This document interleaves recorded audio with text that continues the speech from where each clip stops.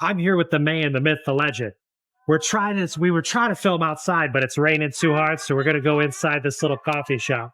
I'm here today with Christopher. Come check out this interview. So essentially, I can live where I live in Malaybalay, Philippines for right around $700 a month. And that's going out to eat for every single meal, going to like do little activities. Sometimes they're only $3, $4 to go to like a cold water spring or a mountain or something. Yeah. But basically, I'm taking all the money that I am saving. I have an auxiliary budget for medical. Then I have an auxiliary budget for electronics because I'm a bit of a tech nerd. There you go. So that's $100 each month for each that I put aside in a separate account. That's good. But then I cost average. So I'm living for that. So when I want to go to Greece in a few years, or I want to go to Germany, or I want to go to Poland, I can now have a budget instead of $1,500, $2,000, because my current budget is $1,000. Yeah. Or I take trips to here to Bangkok and I live a little bit more luxurious. Yes. And kind of give myself the dopamine rush before I go back out to the boonies. Now, do you do mostly rural or mostly city travel? And like, what do you think of each? Well, I will tell you, you really hit on a good point right there that I'd like to expound upon a little bit. And that is, if you have your passive income set up, make sure you have an emergency fund set up. That way you're ready for unexpected costs. So for me, what I did is I made sure that I had $2,000 a month in passive income from my dividend stock portfolio. And I took $10,000 and I put it in a separate bank account as an emergency fund, just in case something medical came up, or if your electronics got stolen and you needed to go buy another laptop or something like that. That's a cushion that you want to have. I mostly stay urban. I am mostly in big cities, but I'm finding affordable hotels. When I travel to Pattaya here, that's not urban. That's chill. That's very laid back. You'll have a hard time finding a building that's over 5 stories there, you know? And I like that. I really do. But I do enjoy Bangkok. You know, it's interesting that my dad was military and we got stationed in a lot of big cities. And I told myself that, you know, when I joined the military myself, I'm done with big cities. Just the opposite. Here I am as an adult and I love big cities.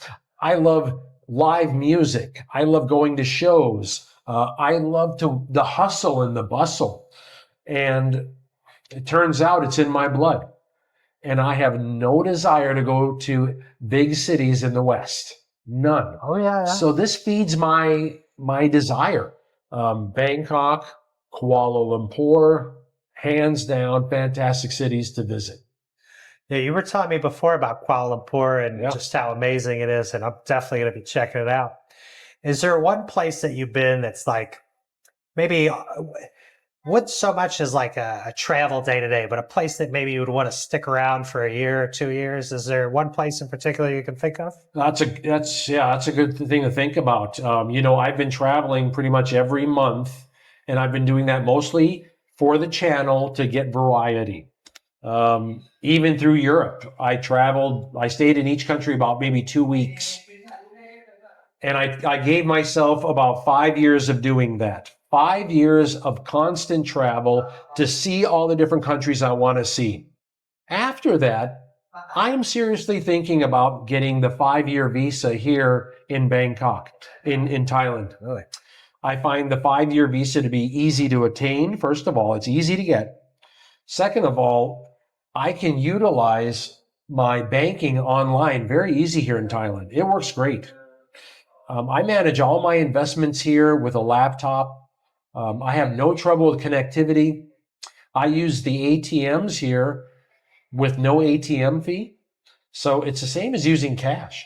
My credit cards here do not charge me anything to use them. They're travel credit cards. So there's no overseas fees.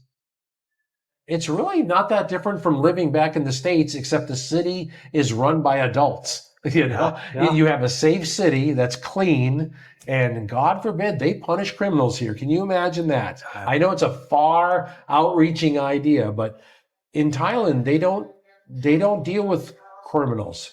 Yeah. If you commit a crime here, you're going to wish you didn't. You're going away to a very bad place. That's if you're going to be allowed to live. I'm reminded of this one video I saw. It was a guy who owned a jiu-jitsu camp. And some guy was caught stealing in the locker room. And he was choking him out and saying, bad people don't come here to my house. That's right. Bad people don't come here. Yeah. And I really think that's like an iconic, for me, visual of the Thai people and the Thai way of doing things. Yes. If you're a good person and you have a soft and gentle soul, Yes. you'll be treated with love and respect. No doubt. If you're a thief, a liar, you can't control your emotions, then you will be treated with your just desserts. I agree. A smile goes a long way in Thailand. Composure, a little bit of humor. It doesn't even matter if they get the joke. If you smile and you're laughing, the Thai people will be jovial right back with you. And it's all very calm and everybody gets along with each other. They don't put up with crime here. They do not put up with violence here. You will be removed. And I don't mean, put it this way. If you do that here and you get put on an airplane back home, that's a best case scenario. Yeah. Because if you get put in jail here, you do not have what we have in the West. They don't need to do anything with you. They don't need to give you an attorney. They don't need to put you on trial. If the police officer brought you there, that's good enough for them. You're in jail. And as far as I'm aware, it's like when I lived in Greece and other countries, Cambodia, Philippines, they don't even feed you. You have to have somebody out in town that'll feed you or rely on a charitable organization. Yes. Yep. So it's like, if you want to eat, don't go to jail. That's true. And personally, I am 100% behind that. You know, that's the way cities were supposed to run. The idea of being in a big city is that all these people are getting together from different cultures, from different backgrounds, and we're all supposed to live together. How is that possible? It's possible because we respect each other. And we forgot that in the West. We forgot about respecting each other and we almost encourage it. Oh. And here in Bangkok, they don't deal with that. You will respect each other or you will be gone. I feel like there's a selection bias with it, that if people come out here and they're crap people, they usually get deported, they usually get arrested and kicked out. Whereas the majority of the people you meet out here, sans maybe some of the slums I've been to, maybe Phnom Penh, they're generally like pretty chill people, pretty like nice people, gentle, friendly. You don't get to live out in places like Thailand, Japan, Korea, and even the Philippines and be very disrespectful. You know, there's something about a non-materialistic society. People here don't judge each other by the exorbitant amount of things that they have. Pretty much every family in Thailand has some type of a food operation in their family. And as you grow up as a child, you're expected to kind of help out in that food operation, whether it's a cart, a truck, or even a brick and mortar establishment. You grow up in that family helping out. And the idea of having lots of things is not what makes you valuable. What makes you valuable is community. That's what's valuable in Southeast Asia, community. When I decided to travel this way, I sold everything. I sold my house, my car, my motorcycle, furniture. I had a storage facility, emptied it. What I carry in my backpack is about 99% of what I own on Earth. And it's taken me a year or so to get adjusted to that. But after that, not only did I become adjusted to that lifestyle, but I started to understand why this appeals to me, why Southeast Asia appeals to me. It's because it's not about materialism. It's about you. It's about who you are. It's about actually getting along with other people and about community. I had to get rid of everything to understand that, and it worked. As it stands right now, I am more interested in sitting down and having good conversation with people like you, Nate, than I am about owning a Rolex. Yeah. That appeals nothing to me. If I own a Rolex, it'll be a $3 one that I bought off the street that'll keep time for 1 month. That's right. Yeah. I can throw it away, not feel bad. Yeah. That appeals more to me than anything else. Going out and enjoying a nightlife of live music and having fun and seeing that, or going to an art show here in Bangkok, that appeals more to me than owning a Lamborghini. If someone gave me a Lamborghini today, I would sell it, invest the money, and go right back to sitting in this chair, living this lifestyle, and having a conversation with you right now. Well, I take that as a great compliment. Thank you, Christopher. I don't need that luxury goods anymore.